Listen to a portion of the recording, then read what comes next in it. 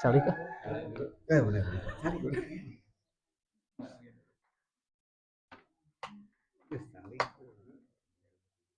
Ini. Gitu. A'udzubillahi minasyaitonirrajim. Bismillahirrahmanirrahim. Assalamualaikum warahmatullahi wabarakatuh.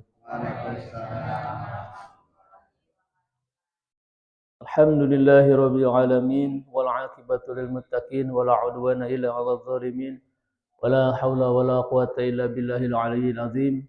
Asyhadu an la ilaha illallah wahdahu la syarika lah wa asyhadu anna Muhammadan 'abduhu wa rasuluhu alladzi la nabiyya ba'dah. Allahumma shalli wa sallim ala sayyidina Muhammad wa ala ali sayyidina Muhammad. Allah Ta'ala fil Qur'anil Karim, a'udzu billahi minasyaitonir rajim. Bismillahirrahmanirrahim. Wa in ta'adzana rabbukum la in syakartum la azidannakum wa la in kafartum inna 'adzabi lasyadid. Wa qala aidan halla bal tuhibbuna al-'ajilah wa tadharuna al-akhirah. Shadaqallahul azim. Al-ayah. Bapak Ibu jamaah subuh barokah yang dimuliakan Allah Subhanahu wa taala, alhamdulillah pagi ini kita masih diberikan kesehatan, masih diberikan yuswa atau usia hingga sampai saat ini kita masih bisa melaksanakan sholat subuh berjamaah yang diawali dengan sholat qobliyah subuhnya dan juga dengan ibadah-ibadah yang lainnya. Mudah-mudahan Allah Subhanahu wa taala menerima amal ibadah kita semuanya. Amin ya rabbal alamin. Bapak Ibu jamaah rahimakumullah, tidak lupa juga salawat serta salam semoga tetap terlimpah curah kepada habibana wa nabiyana Muhammad sallallahu alaihi wasallam, juga kepada keluarganya, para sahabatnya, para tabi'in, juga semoga sampai kepada kita sebagai umatnya hingga akhir zaman. Amin ya robbal alamin. Bapak Ibu,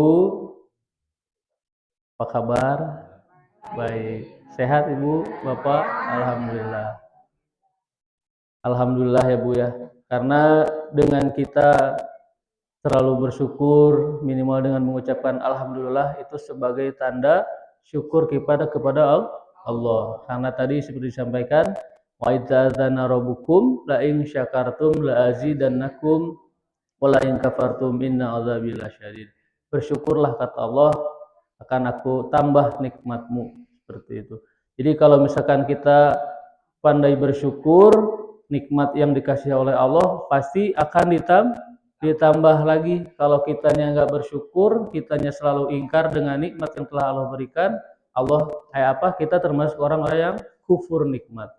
Jadi jangan lupa ketika kita mendapatkan nikmat, ketika kita mendapatkan apa yang kita inginkan, selalu mengucap alhamdulillah. Semoga itu semua menjadikan awal kita sebagai orang-orang yang pandai bersyukur. Bapak Ibu jamaah rahimakumullah, semua orang memiliki jam, semua orang memiliki tempat atau alat untuk mengukur waktu, tapi tidak semua orang memiliki waktu. Seperti halnya apa? Banyak kesempatan-kesempatan yang Allah berikan di dalam hidup kita di dunia ini, seperti halnya ibadah-ibadah yang telah Allah janjikan pahala-pahalanya. Barangkali Bapak Ibu sudah sering melaksanakan seperti ibadah-ibadah sholat sunat, ibadah-ibadah puasa sunat, dan juga yang lainnya, yang itu sudah pasti ada pahalanya. Itu banyak kesempatan, banyak waktu, tetapi tidak semua orang bisa melaksanakannya. Karena mungkin kalau misalkan untuk masalah-masalah seperti itu, untuk pahala, untuk ini kita anggap sebagai pahala sunnah. Tetapi di samping itu, pahala sunnah tersebut justru akan memberikan kita sebagai tambahan amal, tambahan pahala ketika kita melaksanakan yang wajib itu mungkin tidak sempurna. Mungkin tidak seperti halnya yang wajib itu, kita kan tidak tahu ada di dalamnya ada yang batal atau yang salah seperti itu. Kan dengan hal-hal yang sunat atau pahala atau ibadah yang sunnah itu menambal ibadah-ibadah wajib tersebut. Karena kalau misalkan kita tahu puasa sunnah ada puasa Senin Kamis, ada puasa Daud, kemudian juga Ayyamul Bid yang biasa disebut sebagai puasa pertengahan bulan. Kenapa disebut Ayyamul Bid? Karena hari-hari tersebut atau tanggal tersebut biasanya bulan menuju bulan purnama. Jadi Ayyamul Bid itu hari-hari putih, seperti itu disebutnya. Makanya disunahkan sebagai sunnah puasa Ayyamul Bid. Kemudian Senin Kamis, kemudian juga kenapa disebut Senin Kamis? Padahal Senin dan Kamis itu beda jauh Bu ya. Senin sama Kamis. Tapi karena kalau bahasa Sunda mah ilaharna, artinya sudah terbiasa puasa Senin disandingkan dengan Kamis. Jadi seperti satu kesatuan. Puasa apa? Senin Kamis katanya. Beda harinya juga Bu ya. Tetapi untuk pahalanya pun sama gitu ya. Kemudian juga mungkin ketika kita ingin melaksanakan kesempatan seperti itu, kita masih sering berpikir atau sering bisa lupa gitu ya, karena tidak terbiasa. Kalau misalkan Allah sudah tunjukkan pahalanya, apalagi yang wajib, itu tentu kita berbondong-bondong Bu ya, berbondong-bondong untuk melaksanakannya. Kemudian juga mungkin kita sering melupakan ibadah-ibadah yang sifatnya setahun sekali. Kalau misalkan ibadah puasa tentu sudah tahu. Kemudian puasa sholat tarawih pun sudah tahu karena sudah ada perintahnya.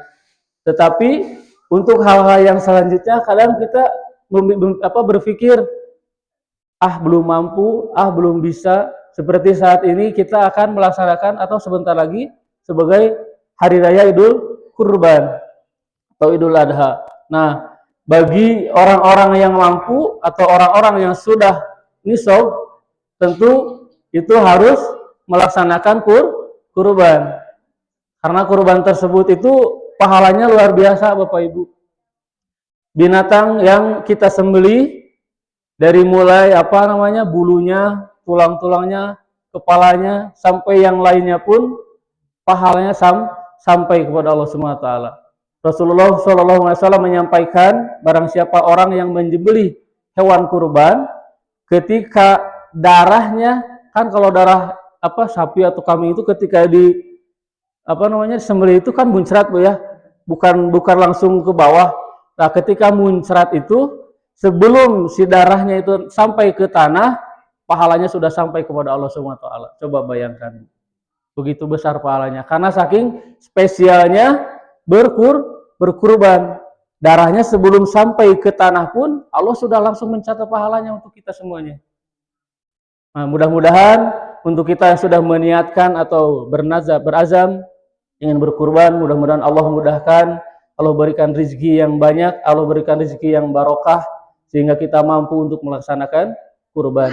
Karena dalam hal fikih pun Ibu Bapak, meskipun banyak perbedaan gitu ya, tetapi sepakat di dalam kurban ini meskipun sunnah muakkadah gitu ya. Kalau mazhab Syafi'i itu sunnah muakkadah. Tetapi ada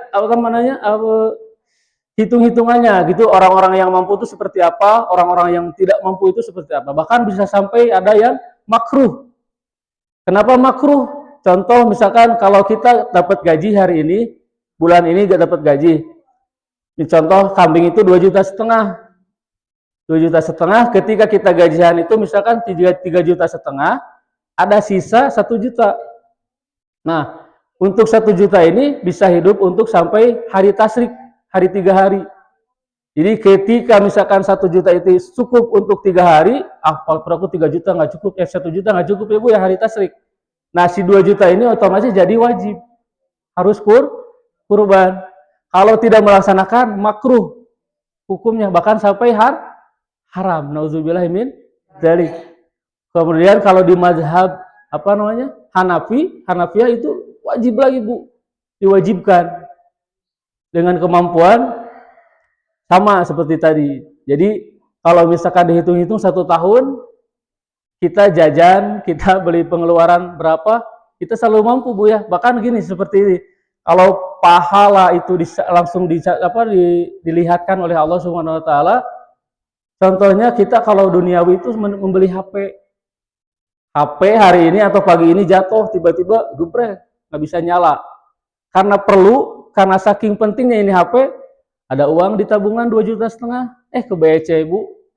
Bisa langsung beli kan ya? Belum. Handphone iPhone pun bisa beli harganya puluhan juta. Karena langsung ketemu itu, oh ini HP bermanfaat. Ini HP udah ada di tangan. Tapi kalau kurban, kalau beli sapi, pahalanya kan belum terlihat Bu ya. Karena baru kabar-kabar aja. Karena itu berhubungan dengan keimanan. Kalau kita sudah beriman, sudah bisa memiliki kepercayaan dengan janji-janji Allah, tentu kita akan ringan melaksanakannya Bu. Jangankan 1 tahun, mungkin sebulan sekali juga bisa melaksanakannya. Dan harus diingat, untuk kurban ini bukan hanya sekedar 1 tahun, udah aja. Misalnya tahun ini saya kurban, saya udah tahun kemarin. Tidak ada hal seperti itu Bu, karena sunnah itu otomatis terus menerus. Kalau kita mampu, otomatis 1 tahun sekali. Mudah-mudahan kita dimampukan oleh Allah Subhanahu wa taala. Amin ya rabbal alamin. Nah, makanya tadi dalam surat Al-Qiyamah disampaikan, kalla bal tuhibbunal ajilah wala tadzanural akhirah. Jadi sifat manusia ini memang rata-rata ingin terburu-buru, ingin yang instan, ingin yang langsung jadi. Wala tadzarunal akhirah, dan melupakan akhirat. Jadi setelah kita ingin menempatkan hal-hal yang instan, yang langsung jadi, lupa sama akhirat. Karena apa tadi? Pahalanya belum terlihat. Coba kalau misalkan gini sholat subuh berjamaah dipahalakan sebagai sholat jangan sholat subuh, semuanya aja Bu ya. Berapa pahalanya Bu kalau sholat berjamaah di masjid itu? 27 derajat. Kalau misalkan pengumuman nih Pak Haji, sebelum komat pengumuman yang sholatnya di masjid dapat 27 juta, yang sholatnya di rumah 1 juta. Kumaha Bu? Ramai ya Bu masjid? Iya, karena itulah sifat manusia. Kalau pahalanya sudah disebutkan, pahalanya sudah ditunjukkan, ya berbondong-bondong. Atau misalkan besok lusa ada pengajian, yang berangkat ngaji mendapatkan beras, minyak, uang, amplop misalkan 2 juta. Yang tidak ngaji cuma dapat 100.000 misalkan. Berbondong-bondong enggak? Berbondong-bondong. Karena hal-hal yang seperti itu dalam mindset manusia atau mindset kita udah langsung ketuju. Karena ada hasilnya, ada yang bisa dipegang gitu Bu ya. Kalau pahala itu berhubungan dengan iman. Baik itu yang sunnah, yang wajib. Kalau kita punya keimanan, tentu ringan untuk melaksanakannya. Seperti itu Bapak Ibu. Jadi mudah-mudahan kita semuanya bisa menambah keimanan kita, menambah ketakwaan kita, meskipun kita belum tahu pahala kita atau ibadah kita diterima oleh Allah Subhanahu wa taala, tetapi minimal kita istiqomah dalam melaksanakan segala apa yang diperintahkan oleh Allah Subhanahu wa taala dan menjauhi apa yang dilarang oleh Allah Subhanahu wa taala. Maka mudah-mudahan kita dijadikan oleh Allah sebagai orang-orang yang muttaqin. Baik itu di dalam kita meninggalkan hal-hal yang dilarang oleh Allah dan apa-apa yang diperintahkan oleh Allah Subhanahu wa taala. Amin ya rabbal alamin. Bapak Ibu, tidak banyak yang bisa saya sampaikan. Mungkin itu saja. Mudah-mudahan bermanfaat, termasuk khususnya untuk diri saya pribadi, umumnya untuk jamaah semuanya, dan mudah-mudahan kita selalu dimampukan, selalu berikan langkah-langkah yang positif untuk menuju ke tempat-tempat peribadahan. Tentunya juga kita berharap semoga Idul Kurban kali ini mendapatkan kemudahan dan juga mendapatkan keberkahan. Mudah-mudahan semuanya sehat walafiat. Amin ya rabbal alamin. Nanti paling ada pengumuman yang khusus ketika pelaksanaan Idul Kurban, bahkan ada undangan nanti malam, ada rapat itu ya, pembentukan panitia dan juga pembahasan tentang rencana kurban di Masjid Al-Islah ini. Bapak Ibu jamaah rahimakumullah, mohon maaf apabila ada kesalahan. Yang benar tentu datang dari Allah Subhanahu wa taala, dan yang salah itu dari saya pribadi. Rabbana atina fid dunya hasanah wa fil akhirati hasanah wa qina adzabannar. Subhana rabbika rabbil izzati amma yasifun wa salamun alal mursalin walhamdulillahi rabbil alamin. Walakumikum assalamualaikum warahmatullahi wabarakatuh.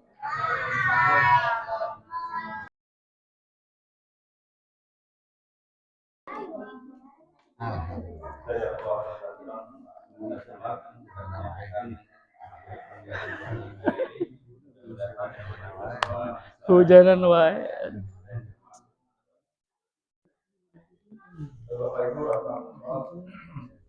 Bapak kita berkaitan dengan kurban tadi, Allah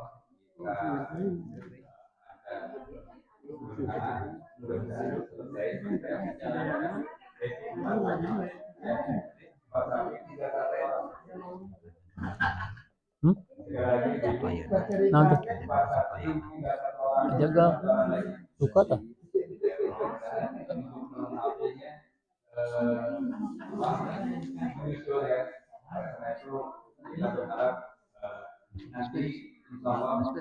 Antun 2,5 deh.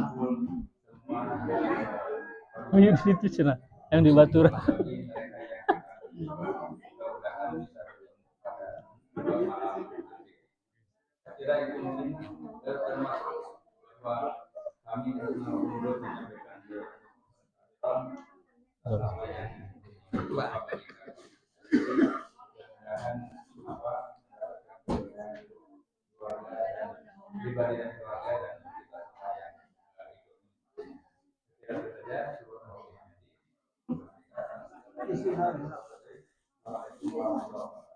Waalaikumsalam warahmatullahi wabarakatuh.